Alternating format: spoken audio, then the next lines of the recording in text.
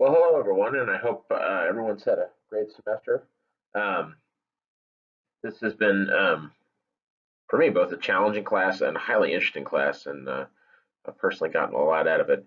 So the focus of my paper and my presentation to you all um, is probably a little-known scandal amongst most people, um, but it was one that I was personally interested in because one of the players in the scandal, former Secretary of Labor Raymond Donovan, was actually a boss for myself, my father, and my two brothers, as the four of us, all at one time or another, worked at Fiddler's Elbow Country Club in Bedminster, New Jersey, to which Mr. Donovan is a 50% owner.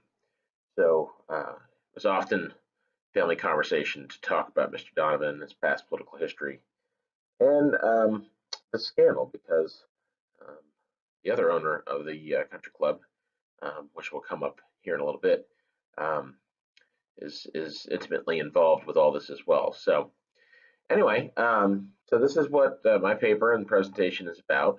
Um, a little known but important scandal, I think, in reference to um, how presidents should act and how presidents should handle administrative scandals.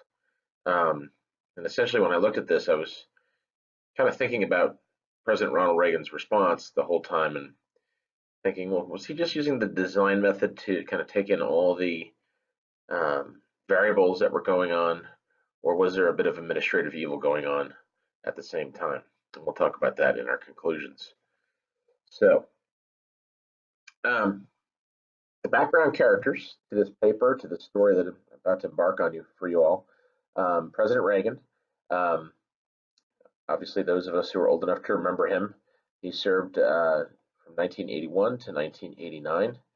Those of us who are not old enough obviously know who he is. His first labor secretary was Secretary Raymond Donovan. He served from 1981 after his nomination to 1985. And then Shivani Construction, which was a heavy construction firm in New Jersey that Raymond Donovan was an executive and part owner of, and then the FBI. The FBI has some interesting behaviors in this case, which I think are worth noting to point them out as an essential character. So the different relationships that go on here before talk briefly about the scandals that happened. Um, President Reagan and Secretary Raymond Donovan have an interesting past, and it's interesting that Raymond Donovan was picked by President Reagan to be his labor secretary. President Reagan in the 70s visited Fiddler's Elbow Country Club twice. Um, once for a political debate with former Senator Eugene McCarthy about the merits and worries of the national debt. And the second visit came in 1979, and that was a fundraising event, $1,000 a plate dinner in 1979 money, which is a tremendous amount of money now. It's a tremendous amount of money then. Um, and that was also held at Fiddler's Elbow Country Club, and entertainment was provided by none other than Frank Sinatra. And that one event raised $175,000 toward President Reagan's campaign. Um, and President Reagan was so impressed with Raymond Donovan, his character and his work, and his support that he was named campaign chairman for Ronald Reagan for the state of New Jersey, over which he raised over $600,000 for the campaign, and then was rewarded for his efforts as receiving the nomination for the labor secretary in 1981. Second relationship here is Raymond Donovan himself and the construction company to which he was part owner of. Raymond Donovan was employed by or part owner of uh, Shivani Construction since 1959. So 1959 to 1980 is a period of 21 years. And interestingly enough, I talk about this in my paper because I find it very fascinating when I kind of talk about all the players and things that happened. But when Donovan joined Shivani Construction had $20,000 worth of assets on its books. And by the time Donovan was nominated by President Reagan to be labor secretary, the company's assets had grown to $600 million. That's a 30,000-fold increase in asset um, profit there, which is that's pretty incredible. Um, Schiavone Construction was also clouded by questionable business practices and relationships, which is really the crux of the scandals that Raymond Donovan faced as his term as labor secretary. Um, and then also an important relationship, and again, I already talked about the FBI, but the FBI did some questionable vetting of Donovan, which kind of gets into, the FBI is part of the executive branch. Was there any interference going on there during Donovan's nomination? And then at the same time, Schiavone Construction had their own private investigators investigating members of the FBI and the Senate Committee on Labor, who was tasked with vetting and nominating Raymond Donovan. So you had this interesting web of just activity going on, which put it in the context of 1980, where you had just three major news networks and no social media, and the news cycle was the next day in the paper. Could imagine if this was happening today, this would just be a firestorm on social media. So this is a sampling of the different scandals surrounding Labor Secretary Donovan. And really, Secretary Donovan was under the scandal microscope officially from 1981, when he was confirmed as Reagan's Secretary of Labor, all the way to 1987, where he was eventually acquitted on the only indictment that he faced. But that's 6 years, and it covers essentially 75% of the Reagan administration time there. So the three main scandals that really tainted Mr. Donovan. So Schiavone Construction, and remember that number I told you, that Schiavone Construction went from $20,000 to $600 million in assets in 21 years. One of the FBI investigations found a possible connection for informants between Raymond Donovan and Sally Salvatore Bugs, who Giglio was a known mobster, and who was later killed in 1978 on a mob hit. But he was able to essentially give information to Donovan regarding low bids on government contracts. And Schiavone Construction had a quote unquote policy where they would underbid government contracts, and then once they were awarded the bid, they would renegotiate portions of the contract once they were stuck in. And of course, Secretary Donovan and Schiavone Construction individuals denied that sort of practice. The second scandal that's worth mentioning here, again, another mafia tie, and this is a recurrent theme when researching Schiavone Construction and Raymond Donovan and the growth of their business and the different areas of business that they were in. So Schiavone Construction had a sole source subsidiary subcontractor that was essentially taken over by this William Maselli individual who was known as a soldier of the Genovese crime family. And if anybody, I know Professor Busby is from New Jersey, and if anybody is from that area, New York, New Jersey, the Genovese crime family was the crime family in the New York City area. And essentially what they did is, what William Maselli did is he set up this fraudulent minority-owned business off of the sole source subsidiary of Schiavone Construction so that they could get preferential treatment on government bid contracts. And what's really important here is the feds, the FBI actually had tapes of Maselli and Donovan talking. And remember that point there for a second. And then last but not least, I really find there's really interesting stories surrounding the Chiboni Construction private investigators. They actually had a lead in-house investigator. I don't know how common that is amongst construction companies, but maybe in New Jersey it is. But essentially, one of the lead investigator had a relationship with Ed Hickey, who is also a very interesting individual because Ed Hickey at the time was presidential aide to President Reagan, and also was an individual that Donovan had known all the way back to the 60s and had given no interest loans to.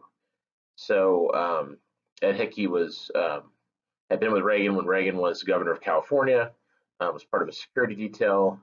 Obviously, Reagan had a long relationship with Hickey because he brought him to Washington, became an aide. So there's a really interesting web of individuals. When you start to look at how things are playing out here, um, and then it's also one of the things that was investigated was that Raymond Donovan provided Schiavone private investigators with names to be investigated, um, names from the Senate Labor Committee and the FBI, because they were trying to figure out who was leaking these possible ties that Donovan had to the organization.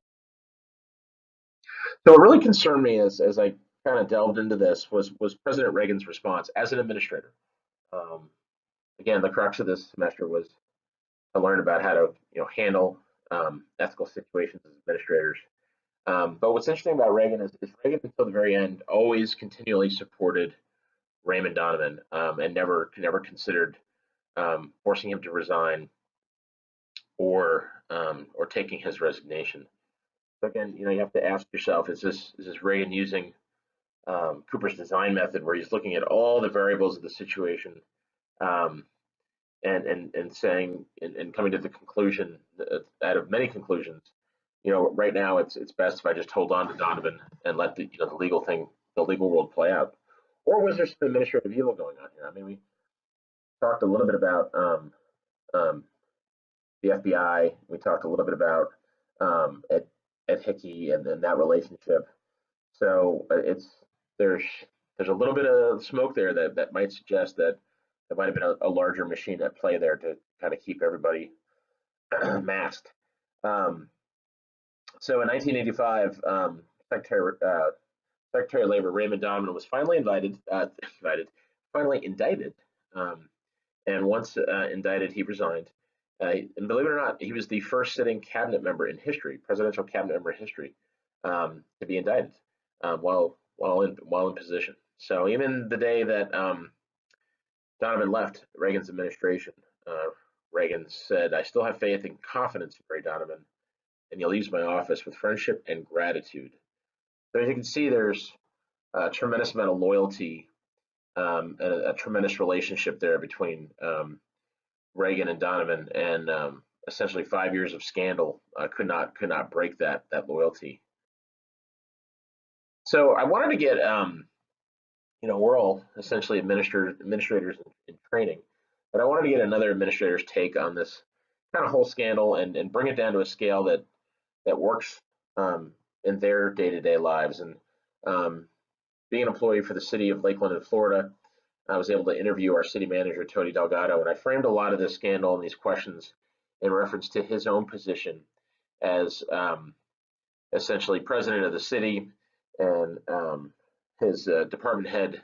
His department heads are his cabinet, and how does he handle a situation where he has an ethical issue with his department heads, and it was pretty simple. And I think this is going to make sense to a lot of us. Is his number one thing is always protect the brand, and what he means by protect the brand is don't ever do anything to lose the public trust. Don't ever do anything to tarnish the trust that people have in government, the trust that people have in the administration, and the trust that people have in the services that we provide at the city of Florida, at the city of Lakeland.